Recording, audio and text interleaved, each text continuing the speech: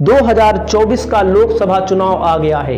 2024 के लोकसभा चुनाव में समाजवादी पार्टी ने 16 लोकसभा उम्मीदवारों की सूची का ऐलान कर दिया है। वहीं पर धर्मेंद्र यादव को बदायूं से टिकट दे दिया गया है, जहां से वर्तमान में भारतीय जनता पार्टी की सांसद है संघमित्रा मौर्य। संघमित्रा मौर्य को लेकर के चर्चा है कि भारतीय जनता पार्टी टिकट नहीं देने जा रही है, अर्थात संघमित्रा मौर्य का टिकट कटने जा रहा है। तो भारतीय जनता पार्टी किसे टिकट देने जा रही है, एकदम फाइनल रिपोर्ट हम आपको बताने जा रहे हैं। चैनल पर आप पहली बार आए हैं तो चैनल को सब्सक्राइब करें। आप किसको जिताना चाहते हैं 2024 में, कमेंट करके जरूर हमें बताने का कष्ट जरूर करें। सबसे पहले मैं आपको बताऊं बदायूं लोकसभा सीट का इतिहास, बदायूं लोकसभा सीट का जातीय समीकरण। और जब आप इतिहास देखेंगे, जातीय समीकरण देखेंगे, तभी आपको पता लग जाएगा कि किस पार्टी का पलड़ा यहां पर बहुत भारी है और किस पार्टी का पलड़ा खाली है। तो यहां पर मैं आपको थोड़ा समीकरण दिखाता हूं, एकदम लाइव आपके सामने जो होगा आंकड़ा वो आपके सामने मैं दिखाने जा रहा हूं। तो बदायूं लोकसभा समाजवादियों का एक गढ़ रहा है। इस सीट पर 2019 में संघमित्रा मौर्य को जीत मिलती है।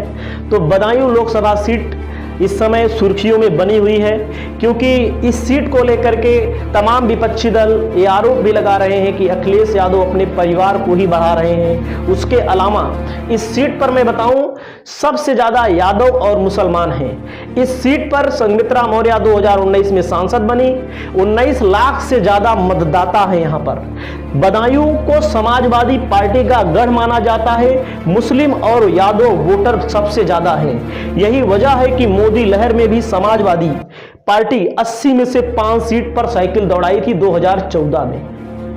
2019 में गठबंधन होता है, लेकिन इस सीट पर धर्मेंद्र यादव हार जाते हैं। समाजवादी पार्टी से लगातार 2 बार धर्मेंद्र यादव इस सीट से चुनाव जीते हुए हैं। तो पूरा आंकड़ा मैं आपको दिखाता हूं। सपा का वोटर कहे जाने वाला यादव और मुस्लिम 2019 में वोट देता है, लेकिन यहां पर यह बताया जाता है कि बहुजन समाज पार्टी का जो वोट था 2019 में वो भाजपा को की तरफ शिफ्ट करता है। वहीं पर भारतीय जनता पार्टी यहां चुनाव जीत जाती है। लेकिन इस समय स्वामी प्रसाद मौर्य भारतीय जनता पार्टी में नहीं है। उनकी बेटी भले भारतीय जनता पार्टी में है, इस समय समाजवादी पार्टी में है। इस सीट को आप समझ सकते हैं। थोड़ा से आगे बताते हैं। बदायूं की 5 विधानसभा सीटों में 3 पर समाजवादी पार्टी का कब्जा है। तो आप देख सकते हैं यहां पर 5 विधानसभा सीटें हैं। गुन्नौर बिसौली अनुसूचित जाति के लिए आरक्षित है। सहसवान, बिलसी, बदायूं। गुन्नौर की बात करें, वहां वर्तमान में सपा के राम खिलाड़ी सिंह विधायक हैं। 2022 के चुनाव में भाजपा के अजीत कुमार को शिकस्त दी। बिसौली विधानसभा सीट की बात करें तो सपा का कब्जा है। यहां पर आशुतोष मौर्य मौजूदा विधायक हैं।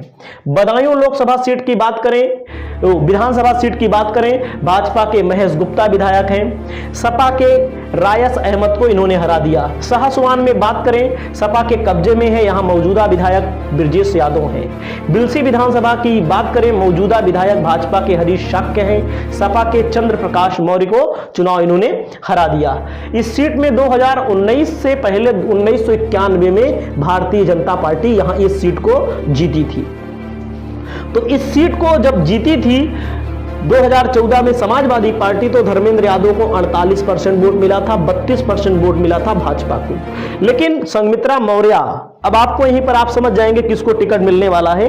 और समीकरण भी मैं आपको बता दूं। संघमित्रा मौर्य जो है वो स्वामी प्रसाद मौर्य की बेटी है। बड़े नेताओं के बेटा या बेटी को कभी भी टिकट दिया जाता है तो ऐसी सीट पर दिया जाता है, तो अगर वो हार भी जाए तो कोई फर्क ना पड़े। आप देखिए, स्वामी प्रसाद मौर्य जब बहुजन समाज पार्टी में थे तो संघमित्रा मौर्य स्वर्गीय श्री मुलायम सिंह यादव के खिलाफ चुनाव लड़ी थी, हार गई, कोई फर्क नहीं पड़ा, वो कैबिनेट मंत्री थे। तो आप समझिए यहां पर जो जातीय समीकरण है वो समझ लीजिए। 19 लाख से ज्यादा वोटर हैं, 4 लाख से ज्यादा यहां पर यादव हैं, 3,75,000 यानी कि लगभग 4 लाख मान लीजिए, क्योंकि वोटों का समीकरण बढ़ता रहता है, वोट बढ़ते रहते हैं। लगभग 4 लाख लगभग मुस्लिम हैं। इसके अलावा 2 लाख से ज्यादा 2 लाख 2.5 लाख गैर ओबीसी यादव हैं। यहाँ पर 1,75,000 से ज्यादा अनुसूचित जाति के मतदाता हैं। 1,25,000 से ज्यादा ब्राह्मण और वैश्य मतदाता हैं। कब कब कौन कौन सांसद रहा? यहाँ पर कांग्रेस के नेता बदन सिंह विजयी हुए, बदायूं सांसद बने और यहाँ पर सांसदी की सीट है। लेकिन यहाँ पर मैं आपको बता दूं, चुनाव कौन लड़ने जा रहा है? बीजेपी की तरफ से ऐसी एक चर्चा है। देखो अभी सीट फाइनल हो जाएगी तो आपको अपने आप पता लग जाएगा।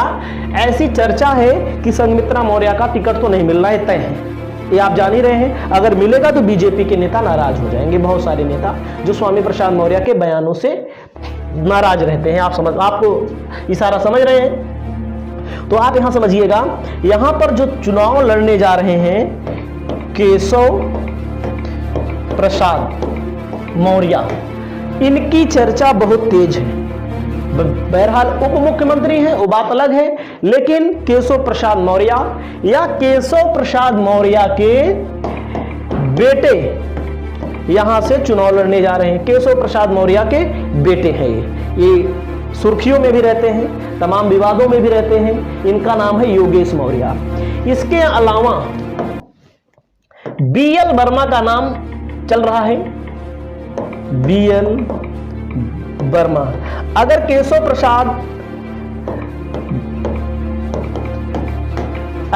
प्रसाद मौर्य नहीं लड़ेंगे तो उनके बेटे की ज्यादा संभावना है लड़ने की।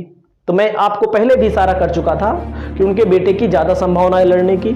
और अगर इन दोनों में से नहीं लड़ेंगे तो बीएल वर्मा का नाम है, केंद्रीय राज्य मंत्री सहकारिता विभाग के हैं।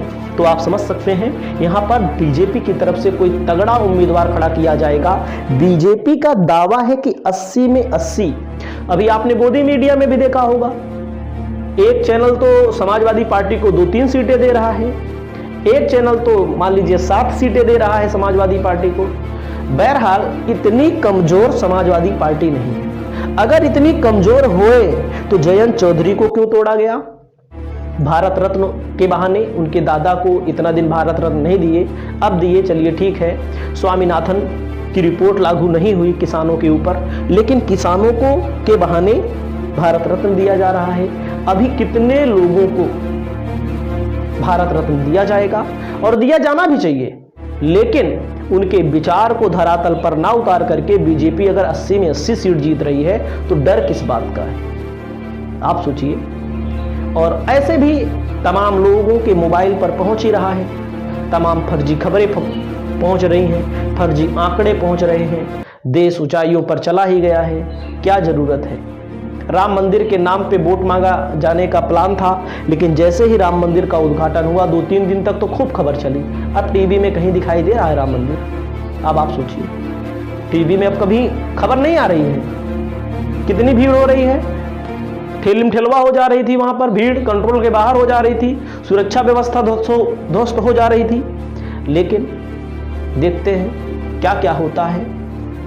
इस सीट पर हमारा यह मानना है कि समाजवादी पार्टी कमजोर नहीं है, कहीं से भी कमजोर नहीं है, चाहे जिस नेता को लड़ाया जाता है, क्योंकि जनता देख रही है 10 सालों में क्या काम किया गया है। इस वीडियो में इतना ही।